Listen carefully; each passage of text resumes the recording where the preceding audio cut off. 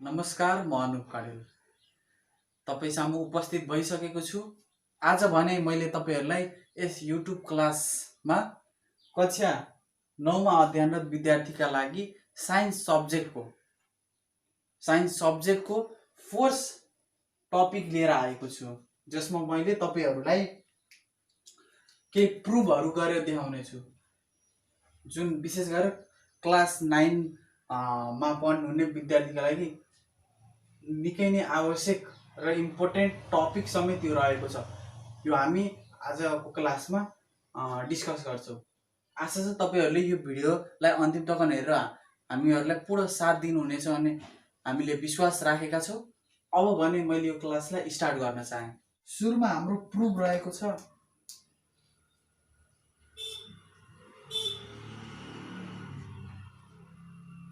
v = u + at।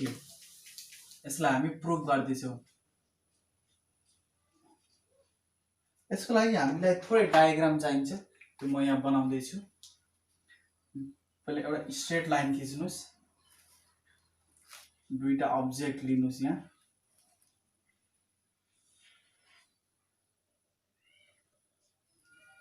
Initial velocity हाम्रो u रहेको छ, फाइनल भेलोसिटी v। हाम्रो टाइम चाहिँ टाइम टेकन t भयो। डिस्टेन्स कभर हाम्रो यस हुन्छ, हामीले सिम्बल दिन पर्छ। यसरी हामीले एउटा डायग्राम गराउनु पर्छ। यो चावडै प्रुफको लागि हामीलाई निकै नै आवश्यक पर्छ।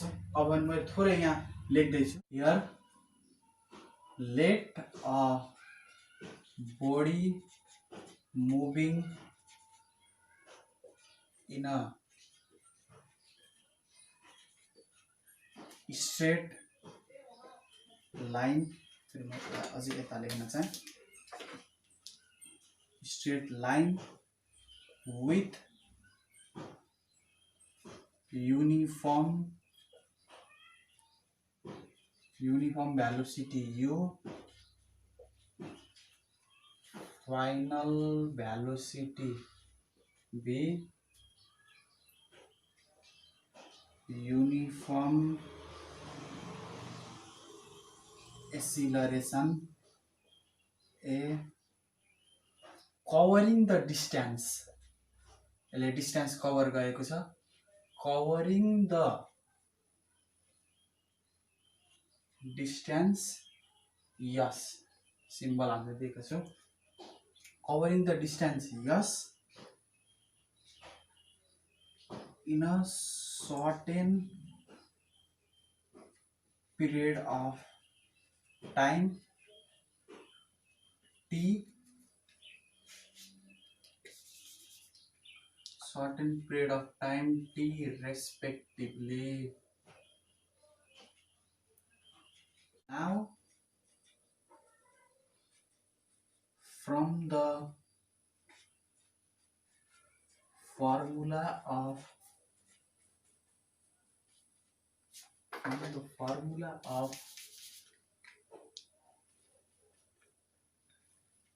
एक्सिलरेसन है हामीले लेखिसकेका छौं। हामीलाई के थाहा छ भन्दा एक्सिलरेसन हामीले a ले सिम्बल गरेका छौं, = change in velocity upon time taken। और अब हामीले यसलाई a ले सिम्बल लेखिदिन सक्छौं। चेन्ज इन भेलोसिटी भनेको हामीलाई थाहा छ, final velocity v minus initial velocity u। यसलाई हामीले t ले सिम्बलाइज गर्छौं, अपन t रह्यो, अपन t। यो भइसकेको छ। मैले थोरै यता लेखिदिन चाहे। और a = v minus u upon t। अब हामीले यसलाई क्रस गर्छौं, यहाँ लैजान्छौं। A t is equal to v minus u भयो। हाम्रो प्रुफ के गर्ने भन्दा v is equal to u plus a t हो, जसको लागि हामीले एटी युलाई यता ल्याउँछु भनेपछि यु प्लसमा जान्छ, माइनस साइन यता आउँदा प्लस, और हामीले बीलाई अगाडि ल्याउँछौँ, a is equal to u plus a t. हाम्रो यसरी यो प्रुफ भएको छ, हेन्स प्रुफ। यो फिगर हामीले चारवटै प्रुफ गर्नको लागि युज हुन्छ। विशेष गरी यो फिगरलाई सबै तपाईँले दुईवटा अब्जेक्ट लिनु होला, जसमा initial velocity you, final velocity V, time लिन्छ, टाइम इजिकल टु टी लिनुहोस्, र डिस्टेन्स कति भन्दा कभर गरेको यस हामीले डिस्टेन्स लेखेको छौँ। अनि त्यही कुरालाई हामीले यहाँ लेखेको छौँ, let a body moving in a straight line with uniform velocity you, final velocity v, uniform acceleration रहेको छ, covering the distance s in a certain period of time t respectively. हामीले एसिलरेसनको फर्मुला युज गरेर यसै यो तरिकाले हामीले सजिलै प्रुफ गर्न सक्छौँ। अब भने हामी दोस्रो प्रुफतिर जाँदैछौँ। सेकेन्ड प्रुफ रहेको छ s is equal to u plus V by two into t. यो प्रुफ हामी गर्न गइरहेको छौँ। फिगर हामी यही नै हामीलाई आवश्यक पर्छ। अब मैले भाषागत कुरा आइनिकै थियो, त्यही पनि मैले यहाँ लेखिदिन चाहेँ। यहाँ let a body moving in a straight line with uniform velocity u, final velocity v,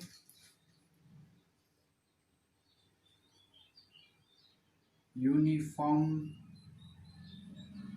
acceleration a, covering the distance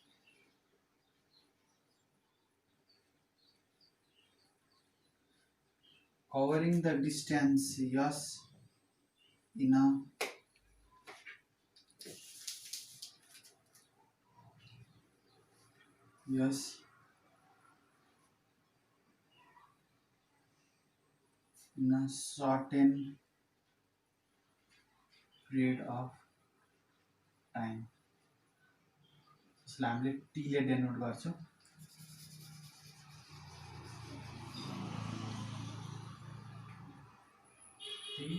respect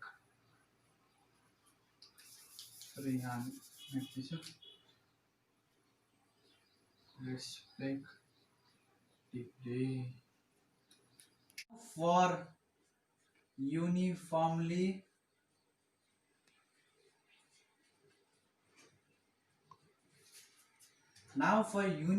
accelerated motion,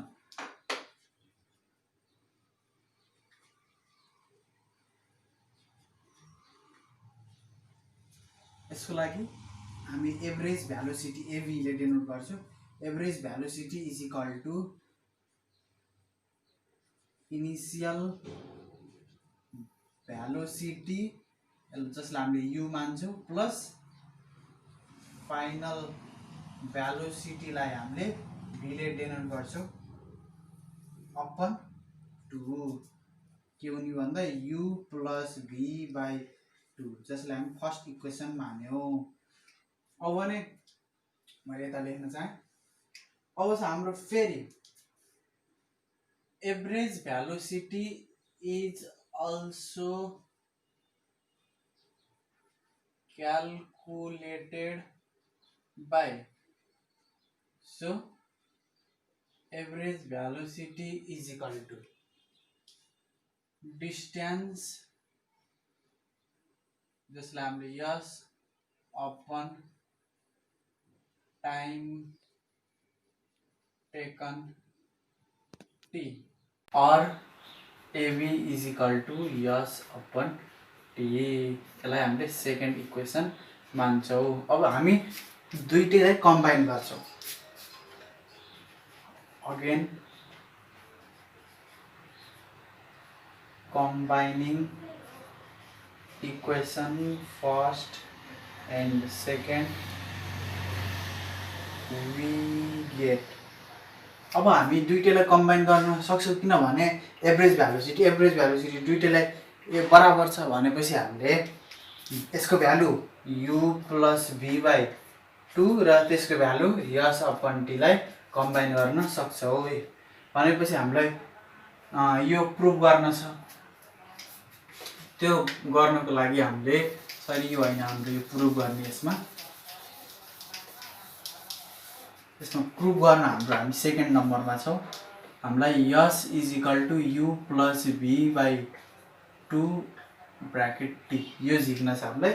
so हामीले u प्लस v बाई 2 हाम्रो क्रस हुँदा t is equal to S. Therefore S is equal to u plus v by 2 bracket t and prove. यसरी हामीले यो तरिकाले average velocity झिकेर दुईटैलाई combine गरेर हामीले प्रुभ गर्न सक्छौँ। सहज छ, तपाईले बुझ्नुभयो होला। अब भने हामी तेस्रो प्रुफमा जाँदैछु जुन हो s is equal to u t plus 1/2 a t square. यो हामीले प्रुभ गर्न पर्छ जसको लागि फिगर सेम छ, ल्याङ्ग्वेज पनि सेम छ। अब गर्ने हामीले तलको प्रुफ चाहिँ अलिक थोरै फरक हुन सक्छ। यसको लागि हामीले दुईटा प्रुफ गरिसकेका छौँ जसमा हामीले सुरुमा प्रुफ गर्यो v is equal to u plus AT. यो हामीलाई आवश्यक पर्छ फर्स्ट इक्वेसन। त्यसैगरी सेकेन्डमा रहेको छ s is equal to u plus v by 2 into t. यो हाम्रो सेकेन्ड इक्वेसन रहेको छ। और यस इज इक्वल टु यसलाई मल्टिप्लाई गर्नुहोस् 2u plus a t by 2 bracket t. और यसले यसलाई मल्टिप्लाई गर्नुहोस् 2ut प्लस 80 को स्क्वायर अपन हाम्रो 2 और आफ्नो भाग लगाइदिनुहोस् 2ut अपन 2 प्लस 80 को स्क्वायर अपन 2 और यस इज इक्वल टु 2 ले 2 लाई काट्यो भनेपछि ut रह्यो प्लस हाम्रो माथि केही छैन 1/2 हामीले लेख्न पाउँछौँ सहज तरिका। यसरी हाम्रो यो पनि प्रुफ भइसकेको छ। हेन्स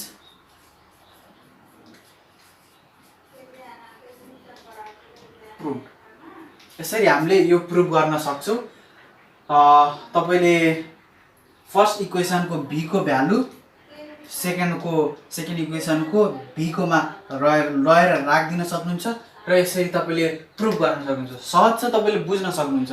यसरी तपाईले आनन्द तरिकाले यो पनि प्रुफ गर्न सक्नुहुन्छ। अब भने हाम्रो अर्को proof b square is equal to u square plus 2as मा हामी जाँदैछौँ। अब भने हाम्रो लास्ट प्रुफ रहेको छ b square is equal to u square plus 2as। यसमा पनि फिगर सेम, ल्याङ्ग्वेज पनि सेम छ। अब भने हामी यसको लागि पनि हामीलाई दुईटा इक्वेसन चाहिने हुन्छ। त्यसको लागि हामीले यो लेखिसकेका छौँ। अब भने मैले पुटिङ गर्न गइरहेको छु भ्यालु चाहिँ पुटिङ द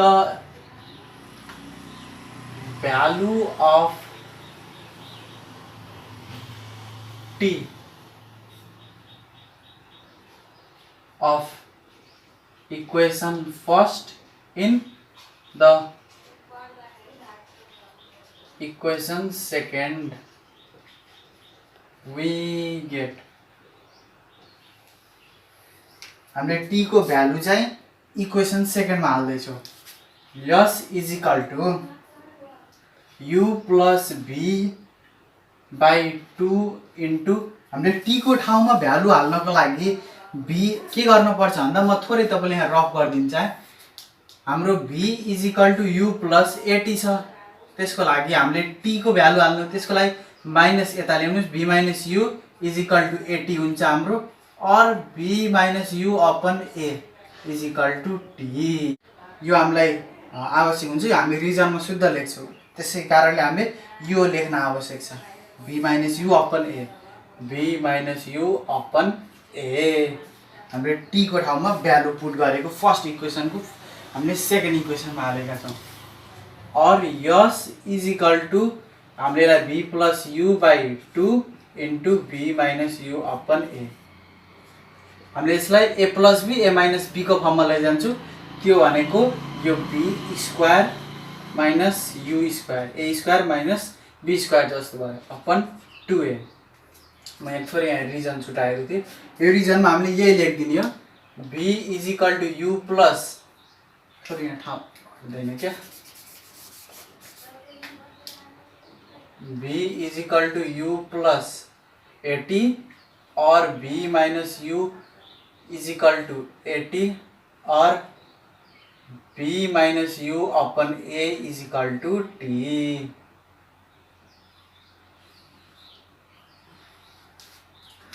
यो रिजन लेख्नुपर्छ, हामीले यहाँ लेखिसकेका छौँ। मैले रफ गर्न चाहेँ। अब यसलाई हामी क्रस गर्दैछौँ, क्रस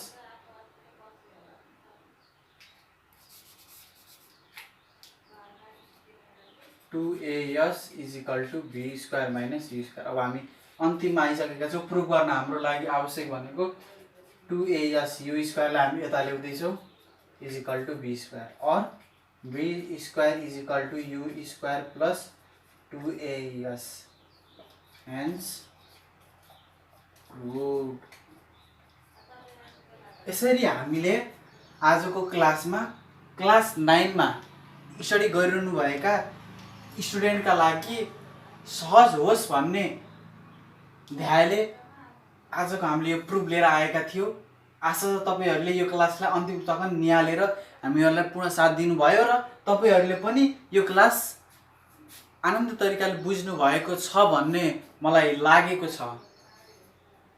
अब आउने क्लासमा मैले तपाईँहरूलाई force is equal to mass into acceleration त्यो टपिकमा मैले क्लास 9 का लागि लिएर आउनेछु। साथै मैले 8 क्लासको समेत क्लास हालिसकेको छु।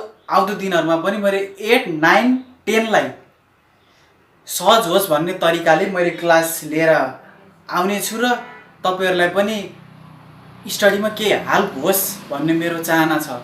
यति भन्दै आजको क्लास यही समाप्त भएको छ। म अनुप कडेल बिदा हुन्छु। हस्त धन्यवाद।